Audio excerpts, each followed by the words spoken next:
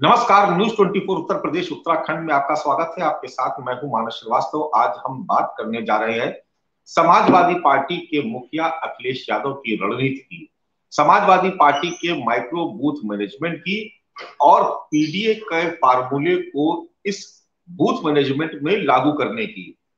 दरअसल बीते 2 लोकसभा चुनाव में जिस तरीके से भारतीय जनता पार्टी ने भारी बढ़त हासिल की, उसके बाद समाजवादी पार्टी को ऐसा लगने लगा कि उसे भी माइक्रो बूथ मैनेजमेंट पर ध्यान देना चाहिए।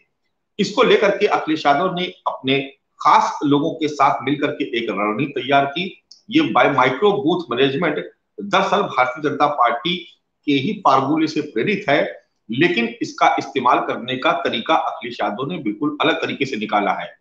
हर बूथ पर 10 सदस्यों की एक कमेटी बनाई जाएगी और उस कमेटी में एक पिछड़ा, एक दलित और एक अल्पसंख्यक समुदाय के व्यक्ति को शामिल किया जाएगा। हर एक सदस्य 100 ऐसे वोटर्स को संपर्क करेगा जो फ्लोटिंग वोटर्स जिनको कहा जाता है, यानी जो इधर से उधर, यानी एक दल से दूसरे दल या एक गठबंधन से दूसरे गठबंधन की तरफ मूव होते रहते हैं। तो क्या 2024 के लोकसभा चुनाव से पहले समाजवादी पार्टी भारतीय जनता पार्टी को उसी के ही फार्मूले से परास्त करने की तैयारी कर रही है और ये फार्मूला आखिर किस हद तक कामयाब हो पाएगा, इसी पर आज हम चर्चा कर रहे हैं। इस चर्चा में हमारे साथ तमाम खास मेहमान शामिल हो रहे हैं। भारतीय जनता पार्टी से प्रशांत जी हमारे साथ जुड़ चुके हैं, समाजवादी पार्टी से मनोज यादव जी इस चर्चा में हमारे साथ शामिल हो रहे हैं। इसके अलावा वरिष्ठ पत्रकार विजय उपाध्याय जी भी इस चर्चा में हमारे साथ थोड़ी देर में शामिल होंगे और हमारे साथ कांग्रेस के प्रवक्ता उमा शंकर पांडे जी भी इस चर्चा में शामिल हो चुके हैं। तो आज पहला सवाल हम समाजवादी पार्टी से ही ले लेते हैं। मनोज यादव जी, जिस माइक्रो बूथ मैनेजमेंट के सहारे भारतीय जनता पार्टी ने एक बड़ी विजय पिछले 2 लोकसभा चुनाव और 2 विधानसभा चुनाव में हासिल की, उसी माइक्रो बूथ मैनेजमेंट के सहारे अब आप भारतीय जनता पार्टी को चुनौती देने की तैयारी कर रहे हैं मनोज यादव जी? निश्चय ही समाजवादी पार्टी ने 2014 से और 2022 तक के चुनावों में तमाम जगहों पे डिफीट खाई, लेकिन मानस जी एक बड़ी बेहतर बात और समाजवादी पार्टी के लिए एक पॉजिटिव वे रहा कि 17 के बाद समाजवादी पार्टी की जब सरकार गई, उसके बाद समाजवादी पार्टी ने जो भी चुनाव लड़े उसमें गेन किया।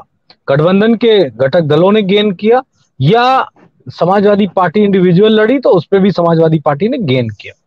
ये बिल्कुल कटु सत्य है कि उत्तर प्रदेश में अगर कोई ताकत से लड़ रहा है मौजूदा डबल इंजन की सरकार से, तो वो समाजवादी पार्टी और उनके वर्कर हैं जो बूथ लेवल तक हर विधानसभा, हर क्षेत्र, हर पूरे प्रदेश के कोने कोने में स्थापित है। माइक्रो लेवल और बीजेपी की जो बात कही जा रही कि हमने बीजेपी की नकल की, तो मैं नहीं मानता हूं इस बात को, क्योंकि समाजवादी पार्टी कोई आज की बनी हुई पार्टी नहीं है। 1992 में इसकी स्थापना हुई और समाजवादियों की राजनीति कोई आज की नहीं है, एक मुद्दे की नहीं। वो इमरजेंसी से पहले और देश की आजादी से पहले भी सोशलिस्टों का इस देश की राजनीति में, आंदोलन में, संघर्षों में बड़ा योगदान रहा है। वो कांग्रेस का चाहे लड़ाई लड़नी पड़ी हो समाजवादियों को या बीजेपी से लड़नी पड़ी हो, चाहे वो राम मंदिर और बाबरी मस्जिद के कांड, हर जगह पे समाजवादी पार्टी ने हक अधिकार की भी लड़ाई लड़ी और आंदोलन भी लड़े। लेकिन मैं इस बात से इत्तेफाकी बिल्कुल नहीं रखता कि हम बीजेपी की तरह कोई माइक्रो लेवल पे काम करने की बात, उनकी धारणा को हम अपने अंदर ला रहे हैं। देखिए क्या है, बीजेपी माइक्रो लेवल पे सिर्फ नफरत फैलाती है, हम वो काम कर नहीं रहे हैं। हमारे जो बूथ हैं, जो हमसे कुछ बारीकी थोड़ी मिस्टेक्स हो गई हैं मानस जी, उन मिस्टेक का, जैसे हम पिछला 2022 का ही डेटा उठा लेते हैं, अगर 3.5 लाख वोट और मिल जाता समाजवादी पार्टी को तो निश्चय ही समाजवादी पार्टी की बहुमत की सरकार उत्तर प्रदेश में होती। इतना मार्जिनल है। ठीक वैसे ही जैसे बिहार में आरजेडी को बहुमत मिलते मिलते रह गया था।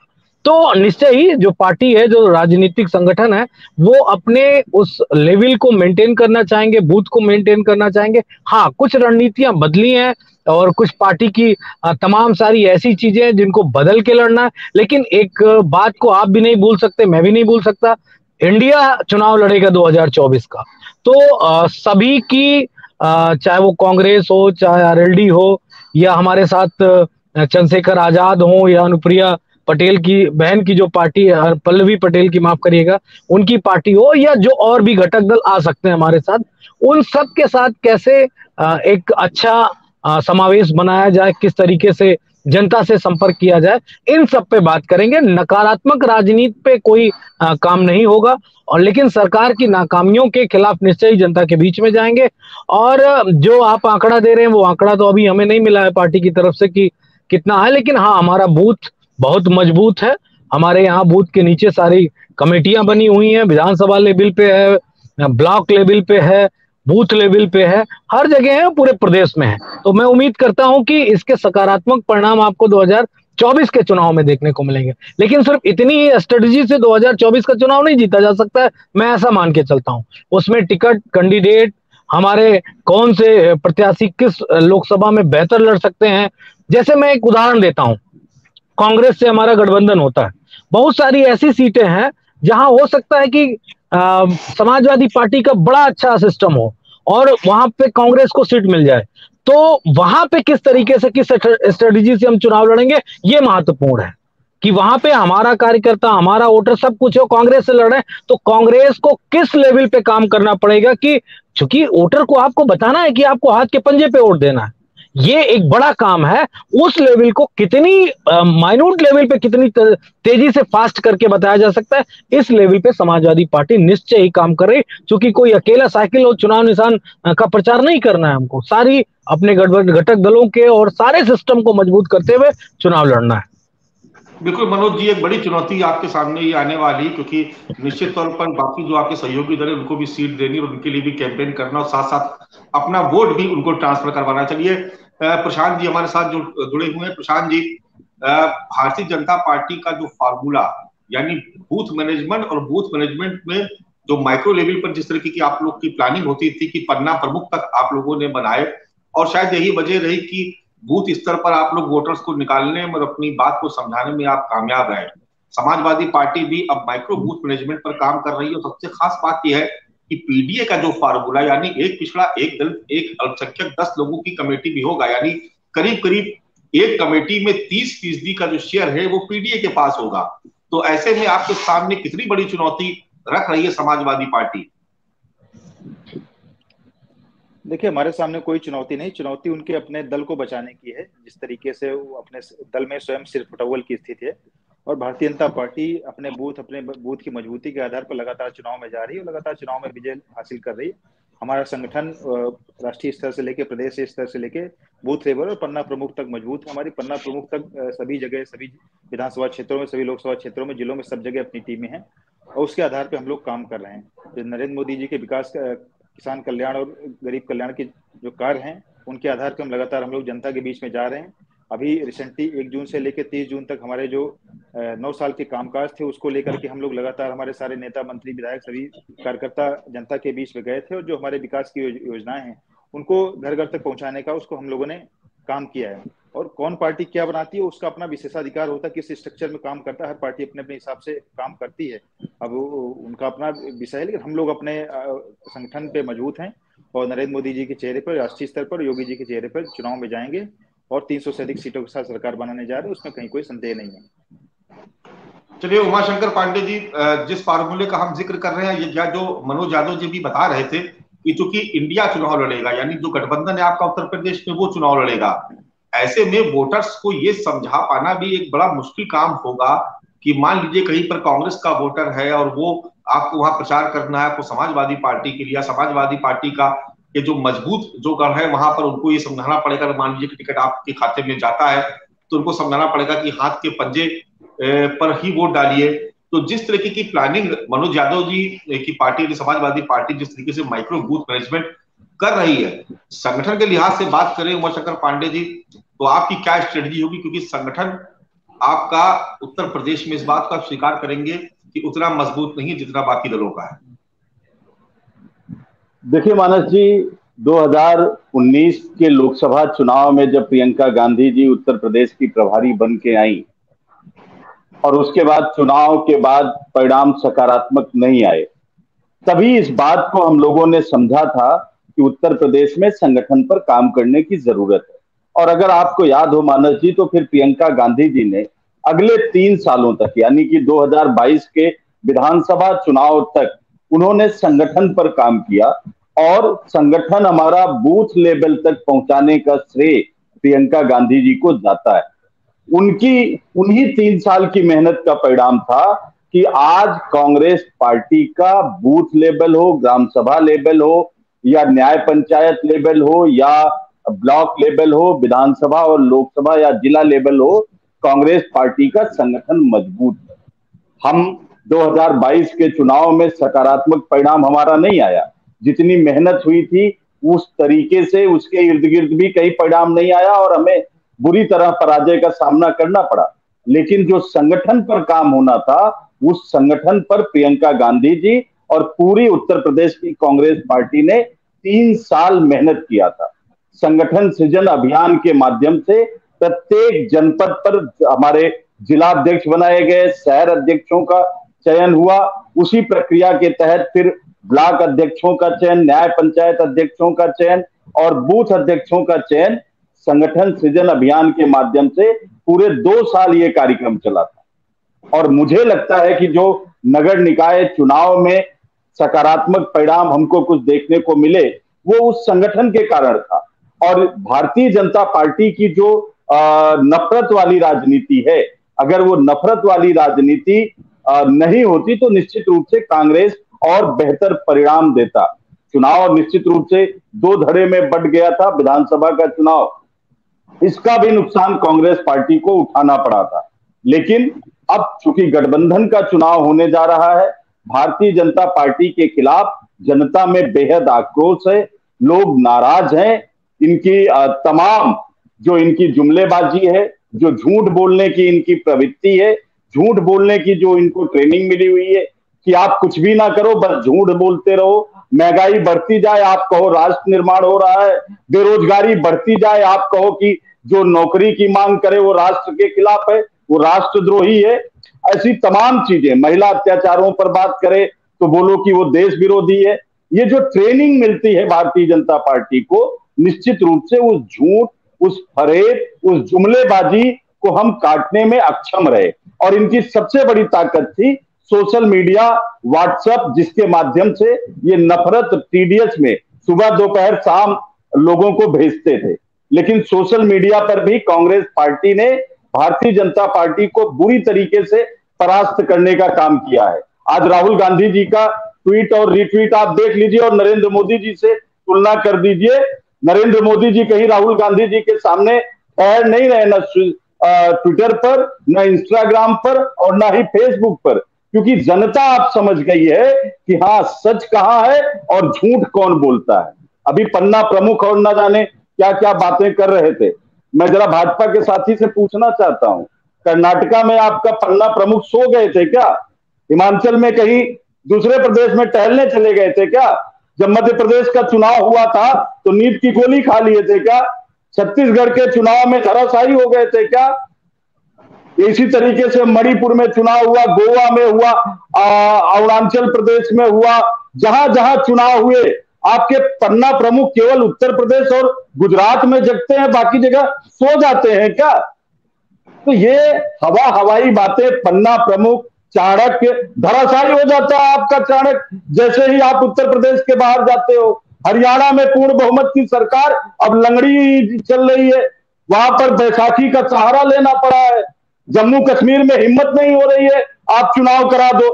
पंजाब में आपके पन्ना प्रमुख पाकिस्तान बॉर्डर में चले गए थे क्या? तो ये देखिए, चुनाव जनता लड़ती है मानस जी, और हकीकत ये है कि आज उत्तर प्रदेश बेरोजगारी का दंश झेल रहा है। उत्तर प्रदेश में आज सरकार प्रायोजित गुंडागर्दी है।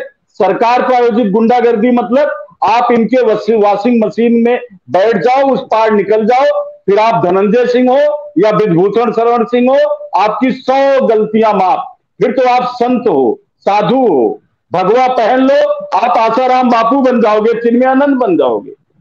आप भारतीय जनता पार्टी के हो तो आपको सरकार तब तक बचाती रहेगी जब तक माननीय सुप्रीम कोर्ट का हस्तक्षेप नहीं होगा। तो ये स्थिति है मानस जी। कांग्रेस पार्टी पूरी ताकत से अपने दम पर, इंडिया अलायंस के दम पर और जनता के साथ जो छल कपट भारतीय जनता पार्टी ने किया है उसके खिलाफ जो आक्रोश है, और ये सुभाषपा और संजय निषाद की पार्टी और अनुप्रिया पटेल की पार्टी में जिस तरीके से जातिवाद और परिवारवाद के दम पर अपने ही परिवार के लोगों को पद और प्रतिष्ठा देने का खेल चल रहा, उससे जो विद्रोह इन तीनों पार्टियों में फैल रहा है, उसके आधार पर उत्तर प्रदेश के लोकसभा चुनाव में 0 और 8 के बीच भारतीय जनता पार्टी का गठबंधन रहेगा और 72 प्लस इंडिया का गठबंधन रहेगा। जी चलिए, अरुण राजभर जी हमारे साथ जुड़े हुए, काफी देर से इंतजार कर रहे हैं। अरुण राजभर जी, आपको तो दोनों ही दलों के साथ काम करने का अनुभव है। आपने भारतीय जनता पार्टी के साथ भी चुनाव लड़ा और आपने समाजवादी पार्टी के साथ भी मिलकर चुनाव लड़ा। अब एक बार फिर आप भारतीय जनता पार्टी के साथ हैं, तो जिस तरीके का बूथ मैनेजमेंट समाजवादी पार्टी का रहा और जिस तरीके का booth management Bharatiya Janata party का रहा, तो आप तो दोनों को ही देख चुके हैं, तो ज्यादा प्रभावी कौन सा लगता है आपको? देखिए, जो गांव में रहेगा और जनता के बीच में बराबर बना रहेगा, वही बूथ पर भारी भी रहेगा और वही संगठन मजबूत कर पाएगा। बड़ी बड़ी बातें करना, लंबी लंबी हाँकना, ये विपक्षी लोगों का बड़ा आदत बन चुका है। बात तो करते हैं ना कि हमारा ये बन गया है, वो बन गया है। अरे भैया, खोजते दिया लेकर खोजेंगे ना, तो जिले में 10-20 नेता मिल जाए तो वो बहुत। लेकिन अब बात करेंगे कि हम 70 सीट जीतेंगे, INDI विपक्ष वाले, अरे कैसे जीत लेंगे? बीजेपी के अलायंस पार्टनर जितने NDA के घटक दल हैं, वो कमरे में बैठ के राजनीति नहीं कर रहे हैं। प्रतिदिन कोई ना कोई कार्यक्रम चलाते हैं, गांव में जाते हैं, चौपाल लगाते हैं, संगठन बनाते हैं और उसमें से लोगों को काम पे लगाते हैं कि भैया हमको ये काम करना है, सरकार की योजना ये आ रही है तो इनको जनता तक कैसे पहुंचाना है, उसकी बातें बताना है। गांव में अशिक्षा है, ये बात सही है। उन तक पहुंचाने के लिए जो हमारे संगठन के लोग होते हैं, चाहे बूथ के हों, सेक्टर के हों, ब्लॉक के हों, विधानसभा के हों, जिले के हों, मंडल के हों, प्रदेश के हों, देश के हों, ये एक चैनल बना हुआ है और उस चैनल के आधार पर हर कार्यकर्ता, हम अपनी पार्टी सुहेलदेव भारतीय समाज पार्टी की बात करें तो हम हर बूथ पर 61 पदाधिकारी हम समन्वय समिति की तरफ बना रहे हैं। हमारा समन्वय कमेटी बन रहा है और वो 61 लोग बूथ को, जितने वर्ग के लोग हैं हर गांव में, उन वर्ग के जो प्रबुद्ध लोग हैं, उनसे थोड़ा कम प्रबुद्ध लोग हैं, ऐसे लोगों को हम अपने कमेटी में रख करके उनको तैयार कर रहे हैं और उनका प्रशिक्षण कर रहे हैं। लगातार हर 15 दिन पर, 20 दिन पर उनका प्रशिक्षण कर रहे हैं कि हम आगे लड़ाई मजबूत कैसे करेंगे। बीजेपी भी सहयोग कर रही है, अपना दल का भी समर्थक सहयोग कर रहा है, हमारे निषाद जी के लोग भी सहयोग कर रहे हैं। तो जो हर गांव में हर वर्ग के लोग रहते हैं, लेकिन सबका एक दूसरे से कनेक्टिविटी बना हुआ है और जनता के बीच में माननीय ओम प्रकाश राजभर जी आज के भी डेट में बात देखेंगे तो प्रतिदिन कोई भी ऐसा राष्ट्रीय अध्यक्ष नहीं होगा, कोई ऐसा बड़ा नेता नहीं होगा जो किसी कार्यकर्ता के दुख में या किसी भी गांव की जनता अगर कहीं निधन हुआ है, कहीं कुछ घटनाएं हुई हैं तो वहां जा रहा है। हमारे नेता उनके सुख में जा रहे हैं, उनके दुख में जा रहे हैं, तो वो मजबूती से उनको लग रहा है कि नहीं, हाँ हम काम कर रहे हैं हमारे बीच में और इनके साथ जुड़कर काम करना। तो लोग जो नहीं भी जुड़ना चाहता है वो भी बड़ी संख्या में हमारे साथ जुड़ रहा है और गाँव में जाने के बाद माहौल बदल जा रहा है। ये लग रहा है कि नहीं, यहाँ तो विपक्ष हैया नहीं है, वहां तो सब NDA वाले ही ज्यादातर दिखाई दे रहे। तो आने वाले समयों में लाख कोई दावा कर ले, उत्तर प्रदेश में विपक्ष लड़ाई में नहीं है। ये भले टीवी पर और ट्विटर पर बात करें, अभी ट्विटर की बात कर रहे थे, अरे भैया फर्जी बातें करना बंद करिए। ट्विटर पर रिट्वीट कर लेने से, व्यू बढ़ा देने से, व्यू कैसे बढ़ता है, रिट्वीट कैसे होता है, ये टेक्निकल जानकारी सबको होती है। भले वो बातें अब चैनल कहिए कि हमारे नेता की वाहवाही पतियाई, वो अलग विषय है। ट्विटर पर गाँव की जनता नहीं जुड़ी है, ट्विटर पर प्रबुद्ध वर्ग जुड़ा है जो ट्विटर चलाना जानता है और ट्विटर करोड़ों लोग नहीं चलाते हैं, उनकी सीमित संख्या है। जो गांव में निवास करती है जनता, उनकी संख्या ज्यादा है और हमारे पार्टी के लोग, NDA के लोग सीधे गांव में कनेक्ट कर रहे हैं। देखिएगा अभी चुनाव आएगा, अभी पूर्व के चुनाव हुए हैं, रिजल्ट उठाकर देखिए, एक एक विधानसभा झूठ बोल रहे थे, कनेक्शन कट गया झूठ बोलने की वजह से। कनेक्शन नहीं कटा है मनोज भाई, कनेक्शन नहीं कटा। मेरे पास फोन आ रहा है लगातार। अच्छा, अरे नहीं बोलिए, आप बोलिए। रहेंगे गाड़ी में बैठे रहेंगे तो गांव में जाने का मतलब तो है नहीं, आप तो कभी गांव में जाते नहीं है। तो नहीं, आपके ऑफिस में ही आपका खेत दिख रहा है हमको धान का खेत दिख रहा है आपके ऑफिस में। अरे भाई मैं बहुत लंबे जी समय जी बाद जी गाँव जी से जी, बोलिए आया बोलिए हूँ। बोलिए बोलिए बोलिए बोलिए तो बोलिए। आप जो है ये मत कहिए नहीं हमारे यहाँ खेत दिख रहा है। हाँ, हमें तो आज भी यहाँ से खेत दिख रहे हैं गाँव में। अभी जो खेत देख करके आया हूँ वो भी दिख रहे हैं, और वहाँ कार्यकर्ताओं के लगातार संपर्क हमसे बने रह रहे हैं ना, ऐसा नहीं है। हाँ, तो बात ये है कि भले दावा कर लें, लेकिन 80 लोकसभा सीट एक सपना रहेगा इनका। ठीक बात है, मुलाकात होगी, चुनाव बाद भी हम लोग बैठेंगे, बात करेंगे, ऐसे ही डिबेट होती रहेगी। सारे लाख दावे सारे खोखले हो जाएंगे, वो सब दिखेगा। लेकिन जिन बुनियादी मुद्दों की लड़ाई हम लड़ रहे हैं, आज भी अब जिस पात्र व्यक्ति को आवास नहीं मिला है उसको आवास दिलाने के लिए हम संघर्ष कर रहे हैं, उनको आवास मुहैया कराने के लिए हम प्रयास कर रहे हैं। जिनके यहाँ शौचालय नहीं बना है उनके शौचालय मुहैया कराने के लिए हम प्रयास कर रहे हैं। राशन वितरित हो ही रहे हैं, लोग राशन पा करके मस्त है।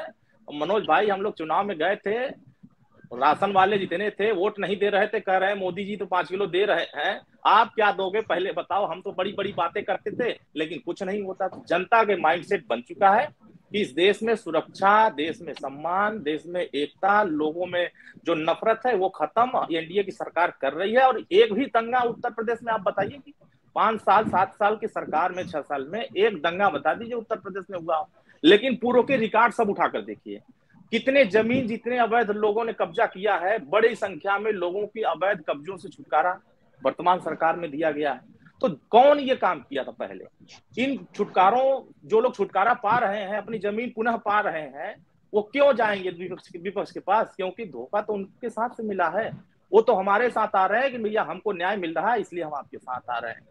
थाने पर सुनवाई नहीं हो रही थी पहले, थाने पर बैठ कर दमदारी से हमारी बात गलत रहे तो मानो सही है, लेकिन आज गलत है तो गलत, सही है तो सही, इसकी तरफदारी हो रही है। चाहे आप माने चाहे ना माने, भले टीवी पर बैठ के कुछ भी कहें, बूथ पर जाने वाला कार्यकर्ता यह बता रहा है कि गांव में कोई भी थाने पर जा रहा है आज की वर्तमान सरकार में तो दरोगा बड़ा प्रेम से उसकी बात राजभर जी, ये आरोप आप भारतीय जनता पार्टी से जब अलग हुए थे तब आप लगाया करते थे, लेकिन अब आपके सारे गिले शिकवे दूर हो गए, ये बहुत अच्छी बात है। लेकिन मनोज यादव जी, एक बात में तो अरुण राजभर जी की दम है कि अगर आप देखेंगे तो भारतीय जनता पार्टी कई मौकों पर एनडीए के तमाम घटक दलों के साथ भी नजर आती है उत्तर प्रदेश में।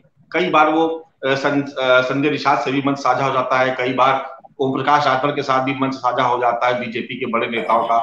अभी तक वो तस्वीर उत्तर प्रदेश के लोगों ने नहीं देखी कि जो इंडिया है उसके तमाम घटक भी कभी एक साथ किसी एक मंच पर किसी एक कार्यक्रम में नजर आए। आपको लगता नहीं कि बहुत देर हो रही है, कुछ तय नहीं हो पा रहा है? नहीं, अगर टाइमिंग के हिसाब से देखेंगे तो कुछ घंटों कुछ मिनटों के लिए साझा होता है मंच एक दूसरे दलों का। जो इंडिया बन रहा है वो समावेशी है, उसमें एक शब्द है इंक्लूसिव यानी समावेशी। तो यहाँ दलों का भी समावेश बहुत बेहतरीन तरीके से होगा। अभी आपको जो चुनाव प्रचार मिलेगा उससे पूर्व में जो उत्तर प्रदेश में भी जो बैठक होगी इंडिया की, उसमें भी और तमाम स्ट्रेटेजिक रूप से, चूंकि देखिए हम सत्ता में नहीं है कि जब चाहे जहां चाहे दुकान लगा के बैठ जाए, हम तो विपक्ष में हैं, हमें तो बहुत कुछ सोच के काम करना है। तो और इतने संसाधन भी नहीं है, हम लोग विपक्ष में, विपक्ष के संसाधनों के हिसाब से ही चुनाव लड़ेंगे। तो ये सारी तस्वीरें आपको बहुतायत में देखने को मिलेंगी। अगर राहुल गांधी जी की द्वितीय शायद यात्रा शायद अगस्त में या सितंबर में होनी है, जो पोरबंदर से लेके और असम और उसके आगे तक जानी है, तो निश्चय ही आप देखेंगे बड़े वैसे वैसे ऐतिहासिक दृश्य देखने को मिलेंगे। इसमें मानस जी किसी तरीके की कोई बात नहीं। लेकिन ओम प्रकाश राजभर, भारत जोड़ो यात्रा में तो कांग्रेस ने आपको निमंत्रण भेजा, लेकिन आपने इसको ठुकरा दिया शुभकामना देकर। इस बार आप नहीं, देखिए बात इसकी नहीं ठुकरा दिया। हमारे घटक दल थे, आरएलडी गई, यात्रा में शामिल हुई, राष्ट्रीय अध्यक्ष जी नहीं शामिल हो पाए, लेकिन शुभकामनाएं दी और उसके लिए सभी लोग पॉजिटिव मोड में थे, नो डाउट। आपको मैं एक बात बताता हूं, इससे आप समझ जाइएगा। राहुल गांधी जी का जब प्रवेश पंजाब के बाद जम्मू में होता है, जम्मू और कश्मीर की तरफ जब वो बढ़ते हैं, तो इस देश के हर नागरिक का जो राजनीति में एक्टिव है या जो सामान्य मानवी को समझता है, वो चिंतित था कि कैसे राहुल गांधी की यात्रा पूरी हो। खैर सरकार ने भी नो डाउट, उसके लिए मैं धन्यवाद दूंगा, एक कड़ी सुरक्षा व्यवस्था की इंतजामात किए सरकार ने, जिससे कि उनकी यात्रा पूरी हुई। तो किसी के लिए सिंपैथाइज होता है इंसान, तो जाहिर सी बात है उसके साथ हम होते हैं। और एक इतनी सफल यात्रा पूरी भारतीय राजनीति में मैंने इतनी सफल यात्रा नहीं देखी जो मैंने राहुल गांधी जी की उस 3500 किलोमीटर की यात्रा को मैंने देखा। मैं सुहेलदेव पार्टी पे आना चाह रहा था। उन्होंने बड़ी अच्छी अच्छी बातें कही। ठीक है, जो होगा हम लोग देख लेंगे, समझ लेंगे। लेकिन आपके लिए मैं शुभकामनाएं, ईश्वर से मैं बड़ी प्रार्थना करता हूं विनम्र होके और झुक के कि आपका घर भंडार भर जाए।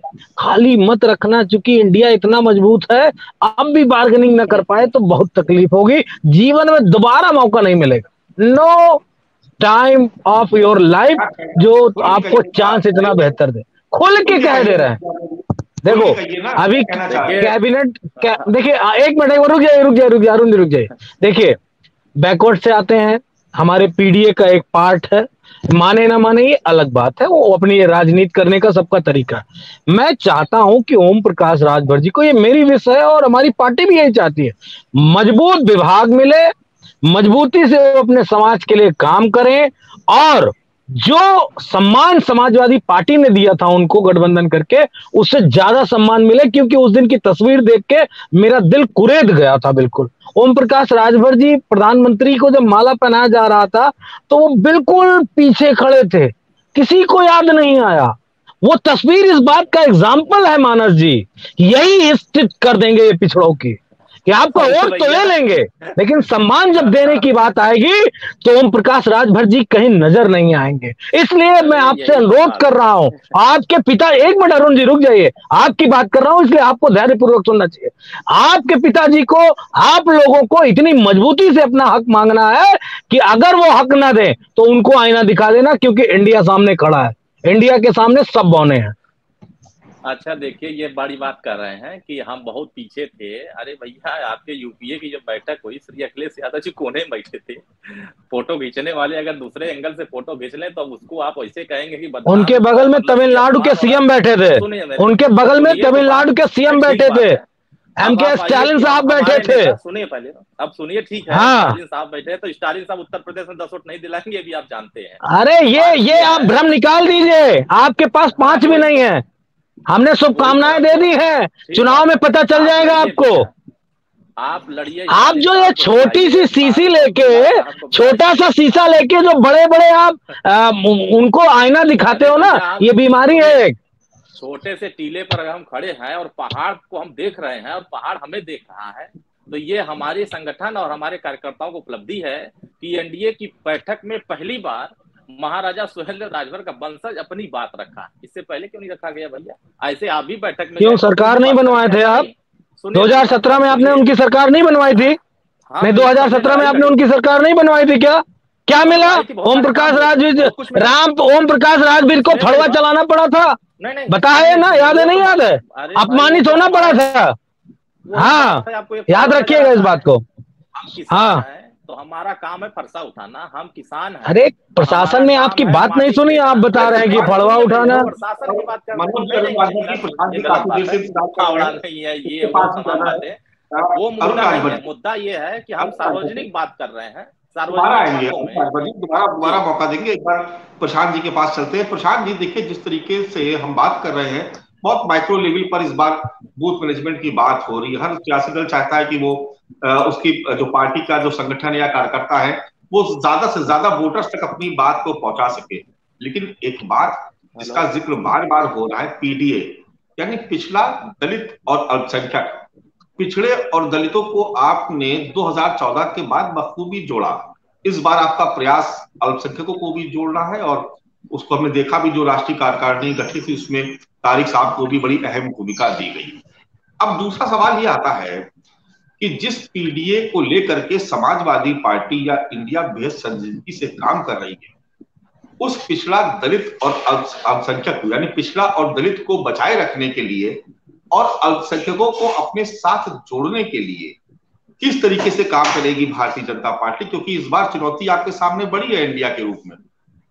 प्रशांत जी, देखिए, नरेंद्र मोदी जी की सरकार सबका साथ सबका विकास के नारे के साथ काम करती। हम जो भी काम करते समाज के सभी वर्गों को लेकर के काम करते हैं। जो भी हमारी चाहे केंद्र सरकार की योजनाएं हो या राज्य सरकार की योजनाएं हो, उसका लाभ बिना किसी भेदभाव के समाज के सभी वर्गों को देने का काम किया गया है। चाहे नल लगा हो, टॉयलेट लगा हो, मकान बने हो, या राशन मिला हो, या किसी भी तरह की सरकार की योजना रही हो, उसमें किसी का टाइटल नाम नहीं देखा गया है। नौकरियां दी गई तो बिना किसी भेदभाव के हर वर्ग को दी गई। ऐसा नहीं कि भाई एक सरकार के मंत्री से लिस्ट आती तो एक खास टाइटल दे करके नौकरियां दी जाती थी। योगी जी जब नौकरी देते थे, रेंडमली लोगों से बात करते थे, वीडियो कॉन्फ्रेंसिंग से पूछते थे, भैया आपने कोई आपसे पैसा तो नहीं लिया, कोई भ्रष्टाचार तो नहीं हुआ। तो हमने ये सब तरीके चीजें पुरानी हो गई हैं। ये खाली प्रोपोगेंडा है, और जिस शब्द की आप बात करें वो कहीं पर भी एग्जिस्ट नहीं करता। और अभी कांग्रेस बड़ा महंगाई की बात करता है। मैं तथ्यों के साथ बता दूं, आज देश में सबसे अधिक महंगाई कहाँ है? सबसे महंगा पेट्रोल कहाँ है? राजस्थान में 109 रुपए है, 102 रुपए कर्नाटका में है। नंदिनी दूध महंगा इन्होंने कर दिया अभी 3 महीने सरकार बने हुए कर्नाटका में। तिरुपति मंदिर में पिछले 50 साल से वहां का नंदिनी ब्रांड का घी जा रहा था, वो वहां पे बंद कर दिया गया क्योंकि उन्होंने रेट बढ़ा दिए। हिमाचल प्रदेश में इनकी सरकार बने अभी 6 महीने हुए हैं, 2 बार 3-3 रुपए डीजल के रेट इन्होंने बढ़ा दिए। आज इनके उप मुख्यमंत्री साहब जो है कर्नाटक के, वो स्वयं कह रहे हैं कि अब हमारे पास पैसा नहीं बचा है विकास योजनाओं के लिए। तो इस तरह की इनकी योजनाएं हैं। दूसरों पर पहले आरोप लगाने से पहले आप अपने राज्यों का भ्रष्टाचार कम करिए, राज्यों पे अपनी महंगाई कम करिए। जब वहां पे दूध की रेट कम करने की बात की जाती है तो इनके उप मुख्यमंत्री जी एक आर्गुमेंट देते हैं कि भाई इससे किसानों को लाभ हो रहा है, इसलिए हम दूध का दाम बढ़ा रहे हैं। तो इस तरह की बातें कर रहे हैं। आज सुरक्षा की बात करते हैं। आज लेकिन प्रशांत जी, लेकिन एक सवाल सबके मन में, देखिए इस बात से आप इनकार नहीं करेंगे। देखिए अरुण राजभर जी भी साथ में है और आप भी साथ में हैं, इसमें तो कोई दो राय नहीं है ना कि आपको अति पिछड़ों को अपने साथ जोड़ना था, इसलिए आप ओम प्रकाश राजभर जी को साथ में लेके आए, जबकि वो लगातार तमाम मंचों से आपको ही बुरा भला कहते रहे और आपसे बहुत नाराज होकर के वो गए थे। तो अगर आप अगर मुद्दों पर आप जा रहे होते तो क्या जरूरत थी आपको ओम प्रकाश राजभर जी को साथ लेने की, जिन्होंने आपको खुले मन से बुरा भला कहा? और दूसरी बात है कि अब तो आप उनको कैबिनेट मंत्री बनाने जा रहे हैं मंत्रिमंडल विस्तार में, तो कहीं ना कहीं अति पिछड़ों के वोट का लालच तो बीजेपी को भी है। प्रशांत जी, सभी जितने सहयोगी दल जितने लगातार हमारे साथ 14 में भी साथ थे, उसके बाद 17 और 19 में भी साथ में थे। भले ही राजभर जी कुछ समय के लिए हमसे अलग हुए, उसके बाद उसके हमारे साथ आए। अनुप्रिया जी की पार्टी भी हमारे साथ थी, संजय निषाद जी भी जुड़े। तो सभी दल हमारे साथ हैं, लगातार हैं। और जहां पर भी हमें दिखता है कि जो भी पार्टी समान विचारधारा की जो है, और जो नरेंद्र मोदी जी की विकास परक नीतियों पर, उनके कार्यक्रमों पर उनके साथ विश्वास जताती है, वो पार्टी हमारे साथ जुड़ रही है। उसमें कोई संकोच नहीं है। और राजनीति संभावना का खेल है। कौन आज पार्टी विपक्ष में जिसके साथ जुड़ी हुई, कल को किसके साथ जुड़ जाए। शरद पवार जी इनके साथ बैठक करते हैं, उसके बाद मंच में बोलने से मना कर देते हैं। कभी हमारे साथ आज उसमें बैठे हुए प्रधानमंत्री जी के साथ दिख गए। तो ये सब चीजें देखिए राजनीति में चलती रहती हैं। जो सभी लोग चुनाव जीतने के लिए लड़ रहे हैं, और जो भी जनाधार वाले दल हैं वो हमारे साथ जुड़े हैं। राजभर जी का एक अपना जनाधार है, 17 में हमारे साथ जुड़े, हमारी सीटें बढ़ी, और उसके बाद फिर हमारे साथ है। निश्चित तौर पर उसका हमें भी लाभ होगा, उनको भी पार्टी का लाभ होगा। सभी लोग एक जिनका भी अपना है आधार है, वो सब मिलकर काम कर रहे हैं। और आज जो कांग्रेस जो बात करती है, पूरे अखबार छपे पड़े हुए, भरे पड़े हुए राजस्थान में महिलाओं के विरुद्ध अपराध की, थानों में रेप हो रहा है, स्कूलों में रेप हो रहा है। आज 5-6 घटनाएं खाली महिलाओं से और स्कूली बच्चियों से रेप और छेड़खानी की घटनाओं की भरी पड़ी हैं। ये मोहब्बत की दुकान खोले हुए पड़े थे। इनकी जो सहयोगी पार्टी मुस्लिम लीग वहां पे केरला में धमकी दे रही कि हम खुलेआम हिंदुओं को फांसी पे लटकाने का काम करेंगे। ये इनकी मोहब्बत की दुकान है। ये सब चीजें सामने आ रही हैं लगातार। जो आज उत्तर प्रदेश में इनके कहीं जिलाध्यक्ष नहीं मिल रहे, प्रत्याशी खोज के मिल नहीं रहे। 2 प्रत्याशी किसी प्रकार खींच खाच के ये लोग यहाँ पे विधानसभा में जीते हैं, बड़ी बड़ी बातें करते। 4 स्टेट की पार्टी रह गई है, अब बातें इनसे करवा लीजिए। हमारे लिए तो उत्तर प्रदेश के लिए, भाजपा के लिए अच्छा है कि भाई अखिलेश यादव जैसा विपक्ष में नेता हमारे पास उत्तर प्रदेश में है, और राष्ट्रीय स्तर पर राहुल गांधी है। इससे बड़ी अनुकूल स्थिति नरेंद्र मोदी जी के लिए, भाजपा भारतीय जनता पार्टी के लिए क्या होगी? आज यही सब जो आज बातें कर रहे हैं, बड़ी बड़ी बातें तो निकाय चुनाव के पहले कर रहे थे, विधानसभा चुनाव के पहले भी तो यही बातें कर रहे थे ना। क्या कर लिया? बीजेपी वर्सेज आल का चुनाव हुआ, राजभर जी इनके साथ थे, तब खींच खाच के 111 सीटों पर ये पहुंच पाए। कांग्रेस फिर भी 2 सीटों पर रह गई। लोकसभा में ये लोग 1 सीट पे हैं, वो भी अगली बार बचेगी कि नहीं बचेगी। तो ये सब चीजें जनता के सामने आ रही हैं। भाई सोशल मीडिया पे, टीवी पे आप कुछ ही बोल लीजिए, सोशल मीडिया पे किस तरह से रिट्वीट आ रहे हैं, अफ्रीका से आ रहे हैं, कहाँ से आ रहे हैं, वो सभी को पता है। तो ठीक है, आपको सोशल मीडिया पे आपके रिट्वीट बढ़ रहे हैं, फॉलोअर लाइक बढ़ रहे हैं, ये बिल्कुल आपको बधाई हो, उसके लिए इसी तरह आप उसमें प्रसन्न रहिए। लेकिन जनता में कहीं पर भी आपके रीच नहीं है। जनता में, हर जनता के दिल में नरेंद्र मोदी जी और योगी जी उनके दिल में बसते हैं, और हम अपने अपने कामों के आधार पर लगातार जनता के बीच में लोकप्रिय हम जा रहे हैं। देखिए उमाशंकर पांडे जी, एक बात जो उन्होंने कही कि अपने बीजेपी के साथी ने कह रहे हैं कि अगर सामने विपक्ष में राहुल गांधी और अखिलेश यादव जी जैसे नेता हो तो ये तो बड़ी अनुकूल स्थिति है, तो इसके दो मायने निकाले जा रहे हैं। लेकिन जहां तक मैं समझ पा रहा हूँ वो ये कहना चाह रहे हैं कि दोनों ही ऐसे नेता हैं जिनसे मुकाबले का कोई मतलब ही नहीं है, खुला मैदान है। तब राहुल जी और हाँ बिल्कुल गिनती में नहीं है। बिल्कुल बिल्कुल, आप देखिए ना, अभी कर्नाटका में एक तरफ गिड़गिड़ाते हुए, हाथ जोड़ के वोट मांगते हुए, अंतिम दिन रोड शो करते हुए, एकदम खून से तड़प के सड़क पे घिसट के वोट मांगते हुए प्रधानमंत्री जी को हम लोगों ने देखा, और सामने कौन था? राहुल गांधी। हिमाचल प्रदेश में भी हमने देखा, राहुल गांधी का आप चेहरा लेके लड़े थे, नरेंद्र मोदी का चेहरा लेके लड़े थे क्या? कर्नाटका में प्रचार तो कर रहे थे ना, बौखला काहे रहे हो? कहे प्रधानमंत्री गए नहीं थे क्या? नहीं, नरेंद्र मोदी गए नहीं थे क्या? कौन सा चुनाव है प्रदेश का? मानस जी इनको चुप कराइए, नहीं तो हम अभी इनको अरबी तरबी सुनाएंगे ढंग से। नहीं, देखिए बिल्कुल नाम लेकर लड़ते हैं। और बीच में क्या चिल्ला रहे हो? तो ठीक है, सब तरीके से ही बहस तुम्हारे बीच में बोला मैंने, बौखला रहे हो? उमाशंकर जी क्या बोल रहे हो बीच में? अपनी बात रखिए, आप सभी लोग, आप बहुत निवेदन है, अब तो चुप कराइए इसको। बुरा भला आप शब्द कहने की कोई जरूरत नहीं है।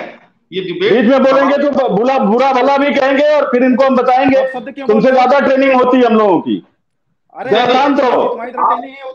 ये क्या बदतमीजी कर रहे हो? अरे बदतमीजी कर रहे हो? तुम्हारे बीच में बोला मैंने जो तुम बदतमीजी कर रहे हो? नालायक आदमी, मूर्ख आदमी, बदतमीज। बिल्कुल इसकी परमिशन नहीं दूंगा। यही तमीज है तुम्हारे, यही आरएसएस सिखाती है। बिल्कुल शांत हो जाइए। देखिए ये वो मंच नहीं है जहां पर आप लोग व्यक्तिगत तौर पर एक दूसरे पर छींटाकशी करें। मैं बिल्कुल इसकी मतलब ये शोभा भी नहीं देगा दर्शकों को। मुद्दे पे रहिए। उमाशंकर जी सवाल जो है, सवाल बिल्कुल वाजिब है। गांधी जी बारे आप सब तो नहीं बोला, मैं तो कहा कि उनको चेहरा बन। चलिए मैं मनोज यादव जी का रुख करना चाहूंगा। मनोज जी नहीं रुख है नहीं, म्यूट मत करो, पहले सुनो। पहले दोस्तों, ये पिछली बार ये बदतमीजी हुई, ये बदतमीजी करने के लिए बुलाते हो क्या? बीच में क्यों बोल रहे हो? हम तुम्हारे बीच में बोले क्या?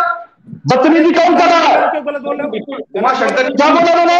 अबे मूर्ख गधे आदमी के बारे में बोलो। अरे शांत हो जाइए। नहीं, आप इस तरीके की भाषा बिल्कुल, मैं पीसीआर से अनुरोध करूंगा कि बिल्कुल इसको म्यूट करिए, आप डिलीट करिए इसको। इस तरीके की अपशब्द, इस तरीके की भाषा, इस तरीके से मर्यादा का उल्लंघन बिल्कुल बर्दाश्त नहीं किया जा सकता।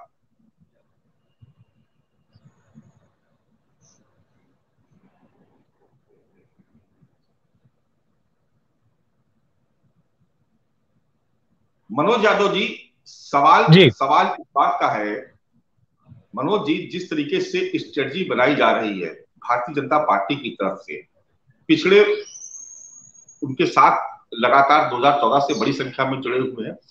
बड़ा वोट बैंक दलित का भी मायावती से काट करके बीजेपी ने अपने साथ शामिल किया। यही वजह है कि उनका वोट शेयर 50% के आसपास रहता है। कहीं कुछ कमी रह जा रही है तो आप देख रहे हैं कि ओम प्रकाश राजभर को भी साथ मिला है, निषाद जी भी साथ, यानी अति पिछड़ों को भी साथ में जोड़ा जा रहा है। अब सवाल यह है कि एक तरफ भारतीय जनता पार्टी है और दूसरी तरफ इंडिया है, क्या जवाब कैसे देंगे? क्योंकि आप जो कमेटी बना रहे हैं उस पर अभी आप काम करना शुरू कर रहे हैं, काम करेंगे, लेकिन ऑलरेडी पहले से ही बीजेपी के पास एक मजबूत ढांचा खड़ा हुआ है और अभी तक ऐसी कोई सूरत नहीं बन पाई कि इंडिया के तमाम घटक दल आए और वो एक साथ बैठ करके उत्तर प्रदेश में कोई साझा कार्यक्रम घोषित कर सके। तो ऐसे में मुकाबला कैसे संभव है? देखिए मानस जी, आपका सवाल बड़ा जायज है, लेकिन आप अगर इसको कायदे से विश्लेषित करेंगे तो आप पाएंगे 37.5% वोट मिला और 111 से ज्यादा विधायक समाजवादी पार्टी के और गठबंधन के घटक दल जो सर टोटल 125 सीटें, और जो हारे सीटें उनका मार्जिनल वोट से हारे हैं, बहुत कम वोटों से। 500 से हारने वाली सीटों की संख्या 15 से 20 से ज्यादा सीटें हैं। 5000 के अंदर हम 75 सीटें हारे हैं। तो बिना किसी स्ट्रक्चर के, बिना हम किसी कमेटी के, बूथ के, बिना मजबूती के तो कोई नहीं जीत सकता इतना। और हम कोई नए तो प्लेयर है नहीं। उत्तर प्रदेश की राजनीति में 4 बार समाजवादी पार्टी की सरकार रही है समाजवादी पार्टी ने बहुत बेहतरीन यूपीए की सरकार को चलाया और यूपीए की सरकार का समर्थन किया। हमारे 39 सांसद थे, एक दौर ऐसा भी हमारी पार्टी का था। हमारे पास स्ट्रक्चर है, लेकिन एक बड़ी मजबूती मिली 2014 के बाद भाजपा को, और दिन प्रतिदिन वो मजबूत होती गई, कभी राष्ट्रवाद के नाम पे, कभी हिंदू मुसलमान के नाम पे, कभी दंगों के नाम पे। और एक बड़ा राजनीति में एक पार्ट लगाया गया, वो था पिछड़ों वाला, जो पिछड़ों पे आरोप सब बताया गया कि सारा पिछड़ों का हक यादवों ने खा लिया, और बीजेपी ने इसको बड़े प्लेटफॉर्म से प्रूव किया। लेकिन जब सदन की बात मैं याद करता हूं कि योगी आदित्यनाथ ने कहा एज ए मुख्यमंत्री सेकंड टर्म में, उन्होंने सदन में कहा कि 86 में छप्पन यादव समाजवादी पार्टी की सरकार में एसडीएम बना दिए गए। जब राष्ट्रीय अध्यक्ष जी ने नेता प्रतिपक्ष की हैसियत से, ये बात सरकार में भी उठी थी, तमाम मीडिया हाउसेस ने उठाई, लेकिन राष्ट्रीय अध्यक्ष जी ने उसको बड़ा लाइट वेट में लिया और उसको किनारे कर दिया, क्योंकि वो अपने डेवलपमेंट की बात कर रहे थे, चुनाव को इन छोटी छोटी बहसों में नहीं उलझाना चाह रहे थे।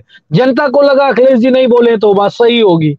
लेकिन जब पटल पे योगी आदित्यनाथ से वो मांगा गया कि आप ये रिजल्ट रखिए, कब 86 भर्तियां निकली और कब 56 एसडीएम हुए, या पूरे 5 साल के कार्यकाल में क्या 56 यादव एसडीएम की भर्ती हुई क्या आयोग के थ्रू, तो वो पाया गया वो शून्यता है, वो सिर्फ एक फ्रॉड है, झूठ है, और एक नैरेटिव है, जिस नैरेटिव के तहत बैकवर्ड जो जातियां थी गैर यादव, उनको एकजुट करने का वो जनता जान गई है। और योगी आदित्यनाथ को बड़ी सफलता मिली ये बताने में हमें, जब योगी आदित्यनाथ ने रिजल्ट नहीं रखा, क्योंकि वो डाटा नहीं था। तो सदन के पटल पे आप झूठा कोई डाटा नहीं रख सकते, क्योंकि वो रिकॉर्ड है एक, और उस रिकॉर्ड की जांच कभी भी हो सकती है अगर किसी ने झूठ किया। जनता को पता चल गया, और हम लोगों ने बड़ी बेहतरीन स्ट्रेटेजी तरीके से 22 में चुनाव लड़ा। राजभर जी की पार्टी थी और सबका सहयोग से बेहतर चुनाव हुआ, और जनता भी चुनाव बदलना चाहती थी। लेकिन वहां पे एक मिस्टेक हुई। मायावती जी का जिक्र जो आपने अभी किया, मायावती जी ने बड़ी कमजोरी से चुनाव लड़ा और 1 to 1 चुनाव हो गया। अगर मायावती से चुनाव लड़ जाती तो मैं आपको दावे से कह रहा हूं कि समाजवादी पार्टी बहुत बड़े बहुमत के साथ चुनाव जीत जाती। तो इस स्ट्रेटजी पे मौजूदा गठबंधन काम कर रहा है। कैसे बैकवर्ड्स आया है, यूनाइट हुआ है, दलित का भी एक बड़ा तबका यूनाइट हुआ है समाजवादी पार्टी के साथ, और उनके घटक दल जो थे। हम एक बड़ा चंक बनाना चाहते हैं, उसके लिए तमाम सारे घटक दलों को रखा गया, और कई स्ट्रेटजियां हैं। देखो, स्ट्रेटजियों को, रणनीतियों को मैं टीवी चैनल पे नहीं बता सकता, लेकिन आपको मैं एक रास्ता बता सकता हूं कि जो 24 का चुनाव होगा वो असली बनाम नकली होगा। कौन असली है किस वर्ग का और कौन नकली है उस वर्ग का हितैषी, इस पर बिल्कुल क्लियर है, कोई किसी के तरीके का कोई डाउट नहीं है। राष्ट्रीय अध्यक्ष जी ने इसलिए उसमें पीडीए को एक शब्द दिया, एक नाम दिया। पीडीए को उन्होंने पहले ही बाउंड्री वॉल पे छक्का मार के पहुंचा दिया कि पूरे प्रदेश और देश में इस राजनीति का हिस्सा बने। जैसे मैं आपको बताऊं, समाजवादी पार्टी ने एक मुद्दे को राइज किया कि हम जाति जनगणना चाहते हैं।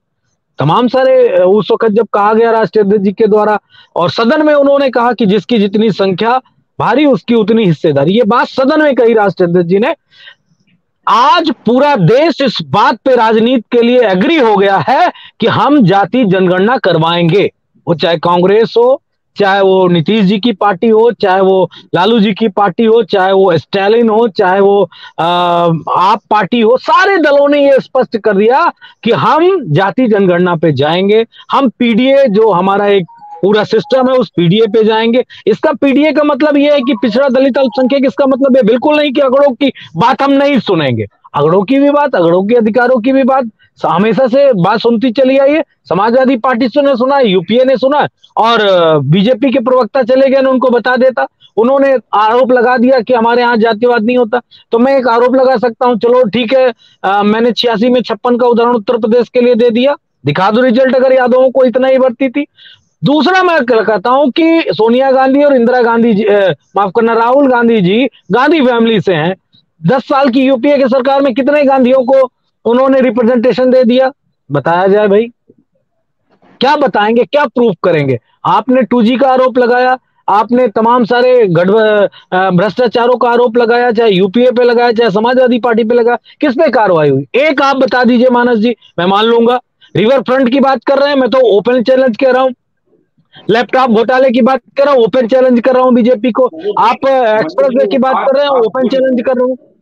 एक बात आप भूल रहे हैं कि 10 साल सीबीआई का शिकंजा कसा रहा समाजवादी पार्टी पर, आय से अधिक संपत्ति के मामले में उसमें आगे पीछे होता वो रहा। उस पर जवाब दूंगा, उस पर जवाब देता हूं, बेहतरीन जवाब। देखिए क्या था, आय से अधिक संपत्ति का ये था कि तमाम सारी जब प्रॉपर्टीज कोई खरीदता है तो उसके कागज नहीं दुरुस्त होते हैं, या आप अपना आईटीआर नहीं भरते हैं, या आप अपना शो नहीं कर पाते हैं चीजें, बस इतनी बात थी। सारे कागज दुरुस्त हैं, हम कह रहे लगा लो आय से अधिक संपत्ति का, कितनी फाइलें लगाओगे, जांच करा लो, सारी जांचें हो गई। कांग्रेस बहुत खतरनाक है, उलझा देती है ठीक, सीबीआई। देखिए वो राष्ट्रीय अध्यक्ष जी ने हमेशा कहा, राष्ट्रीय अध्यक्ष जी ने हमेशा कहा उस बात को कि मैं 20 साल सीबीआई के क्लब में रहा हूं, मुझे सब मालूम है कौन किस तरह परेशान कर सकता है। मानस जी, आप एक चैनल में एंकर हैं, आप पत्रकार हैं, अगर ईडी आपके यहाँ छापा मार दे तो आपको भी परेशान कर देगी, मेरे यहाँ मार दे मेरे यहाँ भी परेशान कर देगी। अरुण राजभर के यहाँ अभी तो इनके यहाँ अगर ढंग से ईडी छापा पड़ जाए तो इनके यहाँ तो किसी को बेल भी नहीं मिलने वाली। कह देंगे ये इतनी पार्टी कैसे खड़ी कर ली आपने, 6 विधायक कैसे हो गए, आपका तो कोई बैकग्राउंड भी नहीं है पॉलिटिकल। ये एक परेशान करने का तरीका है। निश्चय ही समाजवादी पार्टी और तमाम सारे नेताओं ने, चाहे वो लालू जी को, चाहे आदरणीय नेताजी को, सबको परेशान किया गया, इसमें दो राय नहीं। लेकिन लड़ाई इस बात की नहीं कि हमारे नेता को परेशान किया गया, लड़ाई इस बात की कि पिछड़े, दलित, अल्पसंख्यक, गरीब, किसान, मजदूर को इस देश में छला जा रहा है, उनके अधिकारों को मारा जा रहा है। ये सबसे महत्वपूर्ण बिंदु है और हम इसी पे काम करेंगे। जो संविधान ने जिसको अधिकार दिए हैं उस अधिकार के हिसाब से सबको बराबरी का हक मिलना चाहिए। समाजवादी पार्टी ने उनसे ले लेते हैं, वो बहुत मुस्कुरा रहे बहुत देर से। अरुण राजभर जी, क्या प्लानिंग है? अक्टूबर में सुना है कि प्रधानमंत्री को भी निमंत्रण भेज दिया, अति पिछड़ी जातियों के लिए कुछ आरक्षण की बात करो उठाने जा रहे हैं आप लोग। सवाल पूछते ही अरुण राजभर जी का कनेक्शन पता नहीं क्यों तो फोन आ गया होगा ना टिकट के लिए, लोग टिकट मांगेंगे ना। नहीं बिल्कुल। अरुण राजभर जी आप अरे म्यूट पे म्यूट हैं। अरुण राजभर जी आप म्यूट पे हैं। अरे म्यूट, अनम्यूट करो, अनम्यूट करो, अनम्यूट करो। हाँ, मनोज भाई बड़ी बड़ी बात कर रहे हैं कि हम ये करने जा रहे हैं, वो करने जा रहे हैं।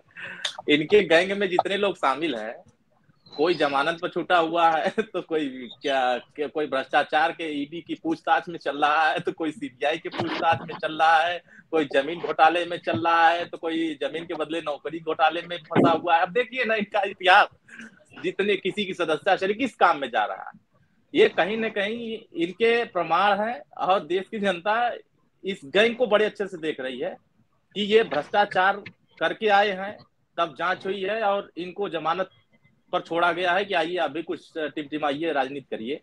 तो जिस तरीके से ये बात कर रहे हैं कि नहीं हम अब एक हो जाएंगे तो सबको, अब मोदी जी को हरा देंगे तो विपक्ष एकदम मजबूत हो जाएगा। अरे भैया, उत्तर प्रदेश में आप बताइए कि आपको कौन कौन सी जातियां वोट दे रही हैं? हमको तो हर वर्ग के लोग दे रहे हैं ना। हम तो कह रहे हैं हम आपके साथ थे तो आपको हम वोट नहीं दिए होते तो यहाँ तक पहुंचे नहीं होते, ये भी आप जान रहे हैं। हमको भी आप, मैं जवाब दूंगा, भी ये आकर नहीं पहुंचे होते। लेकिन लड़ाई यहाँ क्या है कि आप अकेले लड़ रहे हो। अभी जाट लैंड में क्या स्थिति है, आपने गठबंधन किया था, जाट लैंड में वोट कहाँ गया? जाट लैंड का सब बीजेपी के साथ चला गया। वो पश्चिम में आपने मध्यांचल में वो कुशवाहा जी से गठबंधन किया, सब बीजेपी को वोट चला गया। आपके पास बचा क्या है? आपके पास आपका वोट है खाली। उसमें भी देख रहा हूँ सम्मेलन होने जा रहा है आपकी बिरादरी का, उसको रोकने के लिए। हो सकता है कि सम्मेलन अगर बढ़िया से होगा तो रुकेगा, नहीं वो भी चला जाएगा। पसमानदा सम्मेलन भी हमारे कार्यक्रम चल रहे हैं, उसमें भी बहुत सारे लोग संख्या में जुट रहे हैं।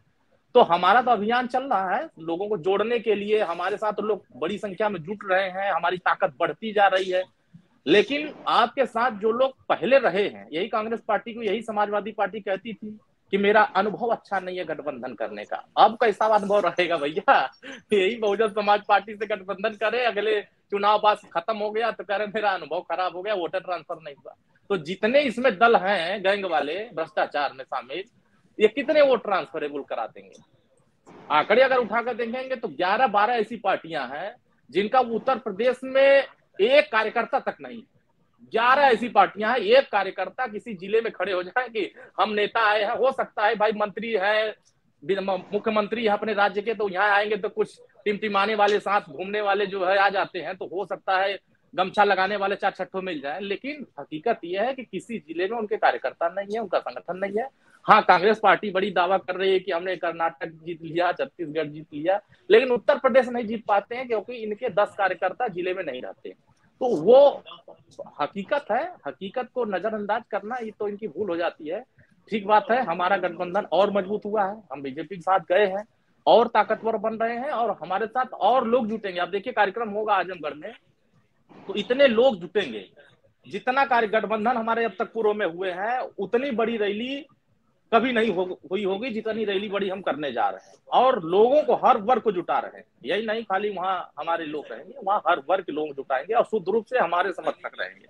वहीं से आंकड़ा साफ हो जाएगा कि ये गैंग वाले कितना मजबूत है और हमारा एनडीए कितना मजबूत है। तो ये यूपीए वहीं से क्लियर हो जाएगा कि उत्तर प्रदेश में 80 लोग। चलिए मनोज जी, समय का अभाव है, लेकिन एक सवाल का जवाब आपसे लेना चाहेंगे। पूर्वांचल में जहां पर आपके साथ मिलकर के ओम प्रकाश राजभर जी ने बीजेपी को कमजोर किया, एक सीट महज जीत पाए।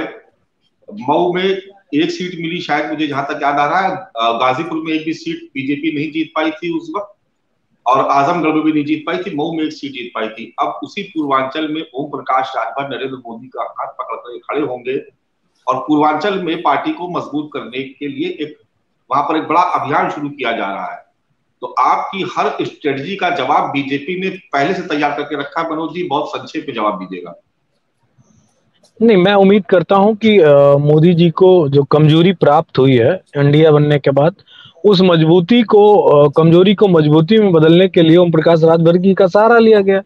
वो बिल्कुल होना चाहिए, मिलना चाहिए। हम निगेटिव है ही नहीं है इनके गठबंधन को लेके। एनडीए एनडीए अपना काम करेगा, एनडीए अपना काम करेगा। हमारा मुद्दों की लड़ाई है। हम महंगाई पे जनता के बीच जाएंगे, हम बेरोजगारी पे जाएंगे, हम पिछड़ों, दलितों, अल्पसंख्यकों के अधिकारों पे जाएंगे। हम जो जो एजेंडा होंगे, जो कॉमन मिनिमम प्रोग्राम है, उनके आधार पे जाएंगे। मैं तो सिर्फ ईश्वर से एक ही प्रार्थना करता हूं कि कहते नहीं कि मौका मिला है तो गंगा मैया में डुबकी 3 नहीं 5 लगा लेना, राज्यसभा ले लेना, एमएलसी ले लेना, और टिकट जितने ज्यादा हो सकते हैं। हमारे यहाँ थे तो कह रहे थे 6 लड़ेंगे लोकसभा, तो हम तो चाहेंगे कि 7 मिल रही होंगी तभी गए हैं ये। मैं तो यही मान के चल रहा हूँ, 7 इनको मिलेंगी लोकसभा की सीटें, और बेहतर पोर्टफोलियो अच्छा लेना जिससे कि समाज का विकास हो। आप 24 जातियों का नाम एक सांस में लेने वाले राजनीतिक दल है, इकलौते राजनीतिक दल है पूरे प्रदेश में। ये मैं आपको कह रहा हूं और वेल विशेष के साथ कह रहा हूं। लेकिन अब राजभर पे आके रुक गए हैं, तो ये 23 जातियां कहां रुकेंगी, ये आपको और आपके समय को बताना पड़ेगा। क्योंकि आपने मनोज यादव जी, तंज आपने बहुत बारीकी से कसा, और ओम प्रकाश राजभर जी, अरुण राजभर जी भी इसको समझ ले। लेकिन इस समय का अभाव है, इसकी चर्चा को यहीं पे विराम देना होगा। आज हम बात कर रहे थे उत्तर प्रदेश में समाजवादी पार्टी के माइक्रो बूथ मैनेजमेंट की, और ये बताने की कोशिश कर रहे थे कि आखिर एनडीए के खिलाफ पीडीए को कैसे बूथ स्तर पर इस्तेमाल करके समाजवादी पार्टियां, यूं कहे इंडिया और उसके तमाम घटक दल बीजेपी के सामने एक चुनौती पेश करने की कोशिश कर रहे हैं। आज की चर्चा को यही विराम देना होगा। कल फिर किसी नए मुद्दे के सामने आपके सामने फिर हाजिर होंगे। तब तक के लिए इजाजत दीजिए। नमस्कार।